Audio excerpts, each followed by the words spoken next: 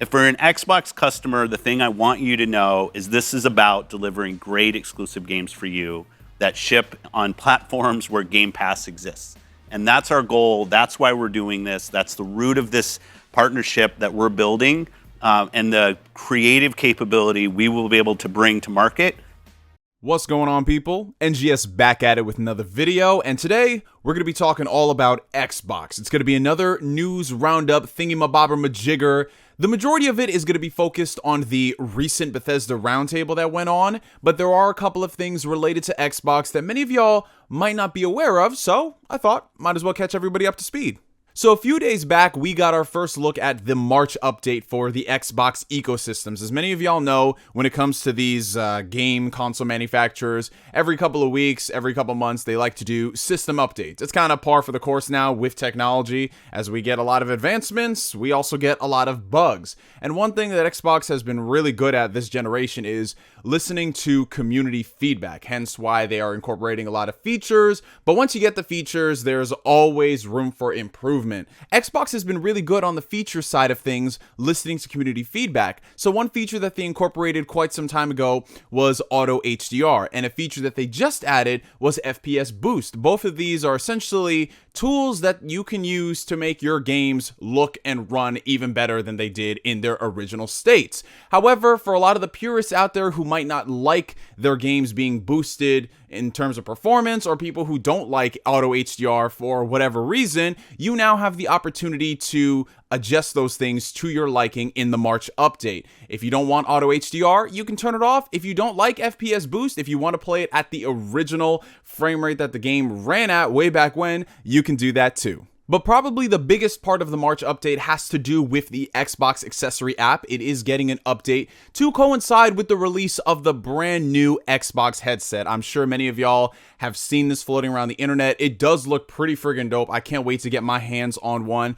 And it was actually something that I was thinking about for the longest time, because, you know, you look at PlayStation, every single generation for the past 3 generations, they've always put out some form of a dedicated headset. And with Xbox, it's usually been, you know, if it wasn't the included, like, little cheapo microphones that we used to get, like in the 360, more often than not, they did collaborations with other companies to make their headsets. Or it was something that, you know, they would release a headset across all platforms, but they would highlight it as this is the headset you want to use if you game on Xbox. But now they're going back to taking it more of a first party approach with their headsets. And just based off everything that I've seen in this headset for the price tag, it looks like a pretty damn good deal. But we definitely got to wait and see and check out some of the reviews before we plop down that money. Because as you guys know, when it comes to this gaming shit, this hobby ain't cheap. And every single time you come out with a new particular product that's supposed to heighten your gaming experience, you always got to question if it's valid or not. I mean, me, myself, and I, being a PlayStation fan, I mean, I don't think I need to bring this up, but the quality of the headset, specifically the PlayStation Gold headsets, from inception until now, let's just say that they have come a long way, because I have been through many a PlayStation Gold headset. Warranties are your best friend, ladies and gentlemen. So fingers crossed that this headset comes out the gate and it's actually pretty good. In addition to that, there were a couple of quality of life improvements when it comes down to how you manage your games. TV listings are going away for the few people, anybody out there who still uses the whole Xbox TV interconnectivity Skynet thing. I don't know, but maybe there are some people out there. That unfortunately is going away. But fear not, ladies and gentlemen, something that is coming back to Xbox, specifically the Xbox app achievements. Yes, ladies and gentlemen. So Xbox, when it comes down to the app that they have for smartphones, it's kind of been hit and miss. Like every now and then they redesign the app and they give you a whole type of new user interface and it works really well. And then they just take away all the features that were in the old broken version. And it's kind of like, okay, we're going to give you this new version of the app, but you're going to have to wait a few months for us to add the features back to this app. Wait, not a few months. We actually mean longer than a few months because we don't even know what we're doing at this point. Yeah, basically, suffice it to say, the Xbox app, while I do love the convenience, the fact that you can go ahead and set up your consoles with the app so you don't have to put in all like your information and tap it on the controller, there's still room for improvement. And hey, Xbox is listening. They know there's a lot of work to be done. So the fact that our achievements are coming back to this app is just a nice notch that you can stick under that belt. Hopefully we can get all the other things we've been asking for as well. And by that, I mean an app that actually runs 100% of the time, not 50% of the time. Now that we've gotten that out of the way, let us move on to today's topic, ladies and gentlemen. And boy, is it a big one. So as many of y'all know, a few days back, the Bethesda Microsoft acquisition deal officially closed. Bethesda is now owned by Xbox Game Studios, 23 studios, ladies and gentlemen. It is crazy to think about, but for the longest time, many of us, myself included, if you've checked out my videos, we've been questioning and pondering on whether or not this deal, all of those games coming out in the future, would they be exclusive? And Xbox has really been vague about it, kind of wishy-washy, you know what I'm saying? I know a lot of people out there like to say that, oh no, you just have to read between the lines. And then from those lines, you read between those lines. But guys, just the fact that so many people in the industry, professionals in the industry, even they couldn't tell for certainty on whether or not this stuff is exclusive,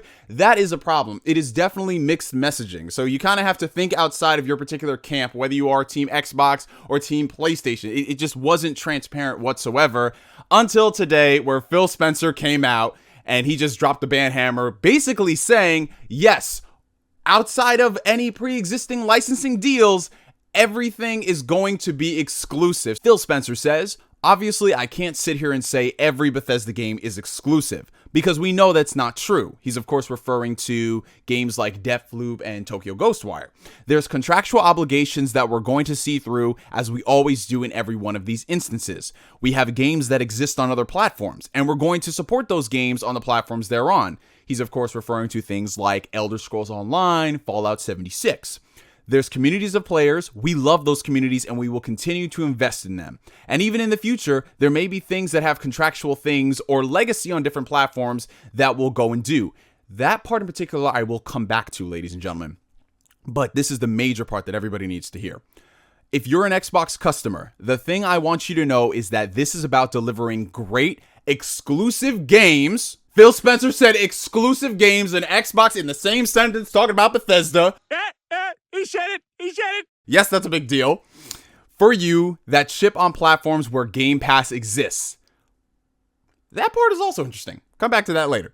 That's our goal. That's why we're doing this. That's the root of this partnership that we're building, and the creative capability we'll be able to bring to the market for Xbox customers is going to be the best it's ever been for Xbox after we're done here. Damn. Phil Stradamus, that sounds like a mic drop if there ever was one, ladies and gentlemen. Okay, so let us unpack this entire statement, because it's saying a lot, but at the same time, it's kind of self-explanatory. I know some people out there might look at this and still say, okay, it sounds pretty vague. Why can't Phil Spencer come out there and say, outside of pre-existing deals, everything is going to be exclusive?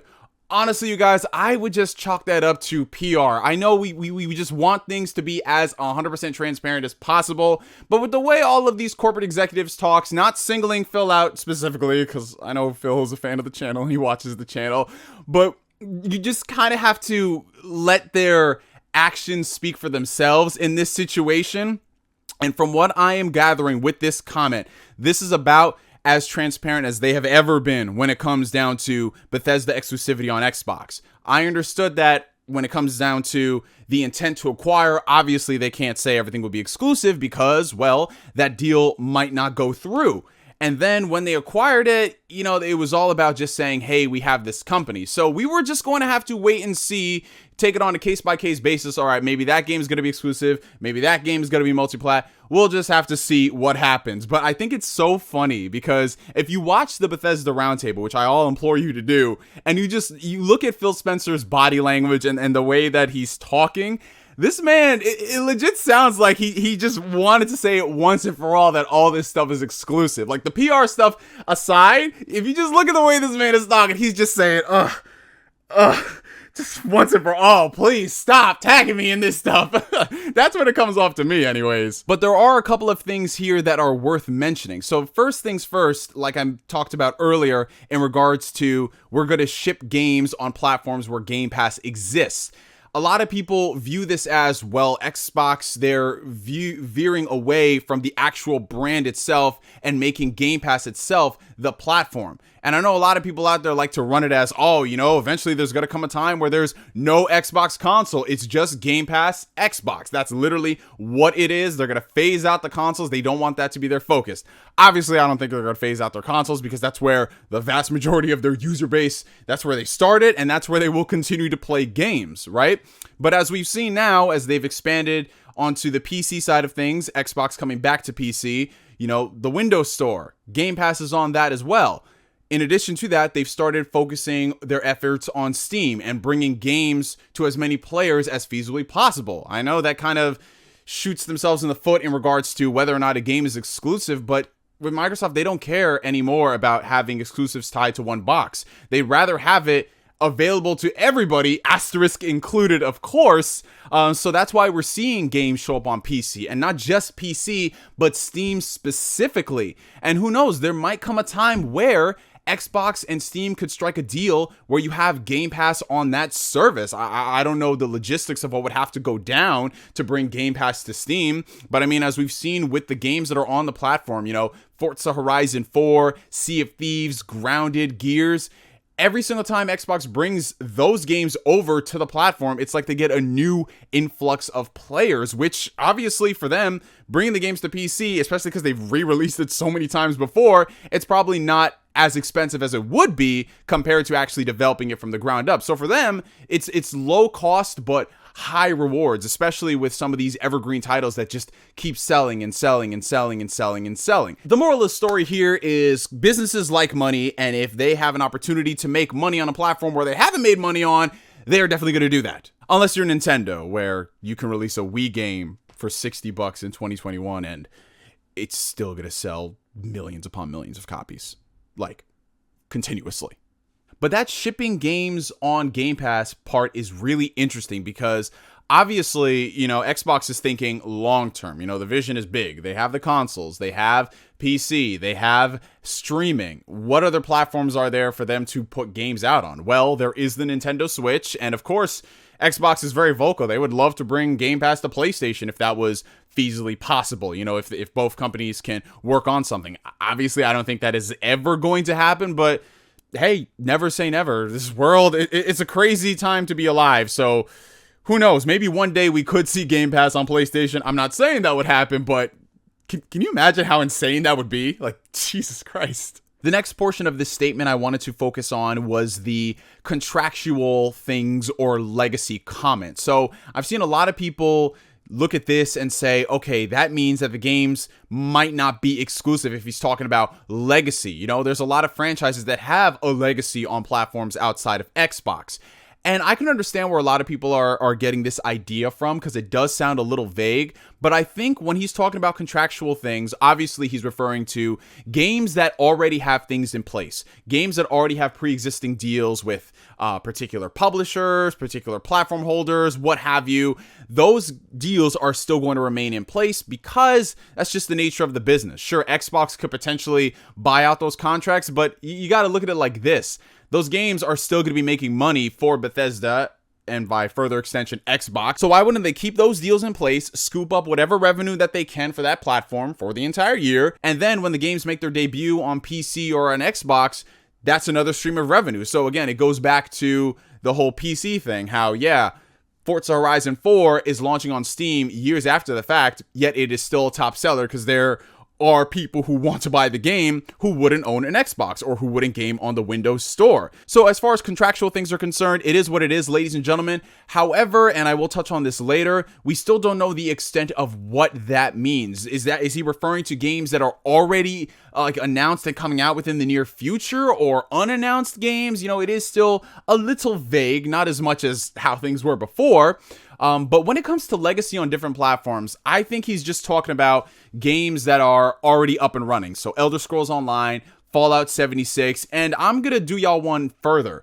I'm going to say when it comes down to legacy, that could potentially mean if they do some type of a remaster. You know what I'm saying? So let's say they came out here and they were like, okay, we are going to release Fallout New Vegas remaster. We're gonna go back and put up some HD textures. It's gonna be native 4K, 60 frames per second, no bug. It's a Bethesda game, but no bugs whatsoever. And if they wanted to, they could re-release that version of the game across all platforms. I mean, because at the end of the day, it is an old game, so millions of players have already played it, but there are an equal amount of people out there who probably haven't played it, or people who have already played it and they want to buy it. I could see that going multi-plat, because it's not something that you're like, okay, I'm going to rush out and buy this platform just to play the remaster. I could see it if it was a full-blown remake a la Demon's Souls, but if it's something that's like a remaster or a collection or something along those lines, I could see that showing up on multiple platforms, especially the Nintendo Switch, as it's just been getting nothing but ports from previous generations, which isn't a bad thing. I would love to play something like the Master Chief Collection on the Nintendo Switch. I would love to play a lot of Bethesda's library on the Nintendo Switch just for the portability aspect. So those things could potentially be shipped on multiple platforms. And that about wraps it up as far as Phil Spencer's comments on exclusives, ladies and gentlemen. It definitely seems that he is planting his flag in the ground and saying that, full stop, we did this deal, Bethesda games on Xbox, it's all about exclusives and growing Game Pass. But the little piece that still has me reserved is we don't know the extent of what that means. And I know you guys can say I am looking too far into this. Long term, the whole end game is all this stuff is going to be exclusive to the Xbox ecosystem. We understand that. But when does that start? Because obviously, there are pre-existing licensing deals in place. Deathloop, Tokyo Ghostwire, we understand that. But how does it pertain to some stuff that is unannounced? Because a lot of people have this weird assumption that the second a game is announced, that is when all of the deals and the negotiations happen. No, when it comes down to licensing, all this stuff is done well in advance. I mean, they're developing for the platforms, you know what I'm saying? So all of that stuff that happens behind the scenes leading up to the initial reveal, announcement, and release date, that stuff is already put in place. So I'm not too sure if they've already, struck some deals with PlayStation. So Elder Scrolls 6 and Starfield are still up in the air in my personal mind on whether or not these games could be exclusive or multi-plat. If I had to take a gamble, I would say that Elder Scrolls 6 definitely going to be exclusive, because we know that game is years out. And the fact that they announced both at the same time was very weird. But, hey, it's the game industry. We're going to announce things 10 years in advance. You might not play it in 10 years, but hey, we're going to announce it and get those tweets. So I think Elder Scrolls 6 is most likely going to be exclusive. Starfield, on the other hand, I'm kind of 50-50 on it, because obviously that game has been in development for the longest time. And I would assume that, going back to what I was saying as far as licensing deals are concerned, I could see that potentially showing up on PlayStation. But hey, I might be wrong. Maybe they were just like, okay, whatever you were doing with PlayStation, we're just going to buy out that contract and we're going to have this game be our marquee title for fall 2022 whenever Starfield comes out. That is going to be the first game to say, hey, listen, this is the future that we are building with Bethesda at Team Xbox. I think that would be a major bombshell announcement, as opposed to waiting for, the next Bethesda game to come out that's not on the level of Starfield or Elder Scrolls 6. I'm not saying anything to disparage some of the smaller properties that come out of Bethesda, but when you want to make a statement, a bombshell statement, that would just have heads turning, you got to have something like Starfield, something that's going to have people going, well, it's time for me to get an Xbox or build a PC. You need to have a game that's like that. So if I'm being honest, I would love for Starfield to be that game. If it's not, I can totally understand from a logistics standpoint. The ink had already been dry for years upon end as far as the deals are concerned. And I know a lot of people out there are probably watching this video going, duh, dude, we knew this for the entire time. We knew all these games would be exclusive, because why would you pay $8 billion for a publisher and not make those games exclusive? Well, when this publisher's corporate entity doesn't come out there and say it with certainty, you're just kind of scratching your head. And why would it even be a bad thing? Because whenever Nintendo acquires a company, all that stuff is exclusive. Whenever PlayStation acquires a company, all that stuff is exclusive. But with Xbox, it's like the second they opened their mouth and they said that we're going to evaluate stuff on a case-by-case basis, some games might come. I think that's what really fucked it up. If they just didn't say anything and they just quietly announced games and it just said Xbox and PC, I don't think we would be having this discussion. But the fact that they said something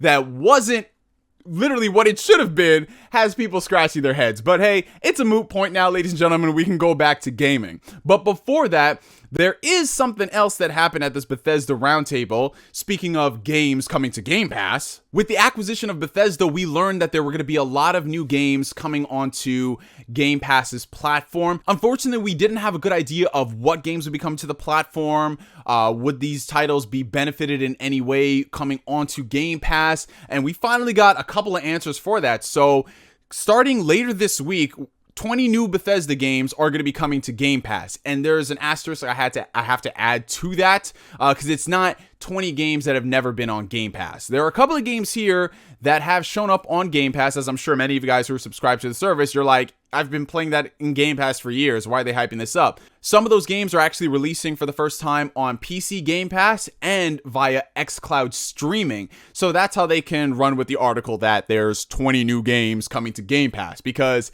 technically speaking, it is coming to platforms where it originally wasn't. On the list right here are a couple of interesting titles. So there's a metric crap ton of Doom games. The entire Elder Scrolls catalog, for the most part, is on here. You know, you've got Morrowind, Oblivion, Skyrim, of course, was added a while back. But a couple of things that I think a lot of gamers will probably be interested in are the games from Arcane. So we have Dishonored and Dishonored 2 on the service, in addition to branching out to other aspects of Game Pass. For me personally, that's actually really exciting because I played through the first Dishonored, I enjoyed it, but I never played the second Dishonored, so I might have a little marathon session where I go through both games, in addition to going back and revisiting something like The Evil Within. But what's really interesting about this whole acquisition is that we learned that some of these titles would be receiving FPS boost compatibility, which is fucking amazing. I talked about it a few days ago, saying that I would love to play some of these games with higher frame rates. So if they could go back and maybe, you know, boost the performance in something like Elder Scrolls V Skyrim, something like Fallout New Vegas, I would love that, you guys, because these games benefit from having a higher, smoother, more stable frame rate. But there is one thing that I wish Xbox would go back and do. I wish that they would increase the resolutions for some of these games, because while it's amazing to play something like Far Cry 4 at 60 frames per second, that's still an Xbox One game, and it's rendered at sub 1080p HD. So while it's great that you have those frames, it's at a pretty muddy resolution, which is not that great. Take something like Red Dead Redemption, Xbox backwards compatibility. That game runs at 4K, which is incredible. So imagine if they were to add FPS boost compatibility to something like that. Awesome. So I would love for them to do it for some of these games like Fallout New Vegas. I guarantee you, if they come out there and not only boost the frame rate of Fallout New Vegas, but boost that resolution as well, I would never shut up about that game. I would open up every single video saying, play Fallout New Vegas. That is literally what I'm going to do. So Xbox, get on the ball. Boost Fallout New Vegas's performance, boost that resolution, and I swear to you, I will go an entire month straight making a video opening saying to play Fallout New Vegas on Xbox Game Pass. I swear to God, I will do that. Unfortunately, we still don't know exactly when some of these games will be receiving the FPS boost compatibility. All we know is that Aaron Greenberg said they're working on it and it will receive those updates. So we're just gonna have to wait and see. But that about wraps it up, ladies and gentlemen, until something else happens, which, knowing how I edit my videos, it probably will after the fact, and I'll probably throw something up on screen to bring it to your attention. If not, then I am up to date with all the news. Alrighty, coming at y'all through the power of video editing. Yeah, I did forget something. Thankfully, it wasn't a breaking news announcement where I had to go back and add on infographics to just say, hey, I know this stuff, but it was actually something that happened in the Bethesda roundtable that I guess kind of slipped my mind. The roundtable was going on when I was at the gym, so I was trying to do that while working out. I only got the important bits out of it, but this one actually is something that's kind of major because we got our first update on when we're going to be seeing another Xbox showcase. So this summer, mark y'all's calendars, we're going to be getting an Xbox showcase, and it's going to feature Bethesda content, as it should, considering they're part of the Xbox ecosystem now. But it's going to be really interesting to see how Xbox jumbles all of their studios in addition to Bethesda's, and what the differences are going to be with the showcases, because it's not like they just acquired one studio. They got a whole publisher. So I wouldn't be surprised if we see Bethesda games show up in Xbox showcases in addition to Bethesda having their own showcases, which I think would be pretty cool just for everybody, more games and more opportunity to show games. I think that'd be awesome. In addition to that, a few days back on the Iron Lord podcast, shout out to them, Jason Ronald, who, as you guys know, works over at Xbox, he teased that there are a couple of unannounced games that are yet to be revealed, hence why they are unannounced. I just recorded the video. I'm editing right now, so my brain is fried, people. But yeah, we have a couple of unannounced games that are supposed to be either shown off in this year or releasing this year. And the extent of those, we don't know. We don't know the scale, whether they're AAA or indie, or if they could just be games that exist on other platforms and are coming to Xbox for the very first time. I wonder what games Xbox gamers might like. I'm not so sure, but anyways, those were those two updates that I forgot. Pray to God there's not another one, but yeah, back to video editing. But that about wraps it up, ladies and gentlemen. There was a lot of stuff to discuss today. So comment down below and let me know some of the stuff that you guys found interesting. Are you guys picking up the brand new Xbox headset when it launches on March 16th? What about some of these games coming to Game Pass? Are you guys going to be playing them for the very first time? Are you replaying them? And what games would you guys love to see receive some form of FPS boost enhancement? It doesn't even have to be a Bethesda game. It could be an existing game that's out on the new platforms. It could be an Xbox One game. Heck, even an Xbox 360 title. And last but not least, are you guys going to sleep easy knowing that going forward, all of these Bethesda games are going to be exclusive, of course, with some exceptions. I know I am going to. We can just retire this whole dialogue and conversation about whether or not it's going to be exclusive, because I swear to God, I feel more people have been talking about whether or not these games are going to be exclusive than they have been playing games, which is very, very spooky, and I don't like it, because around here, around these parts, we keep it gaming, ladies and gentlemen. So for me, for now, my name is NGS signing out, and like always, I will catch you guys later. Peace.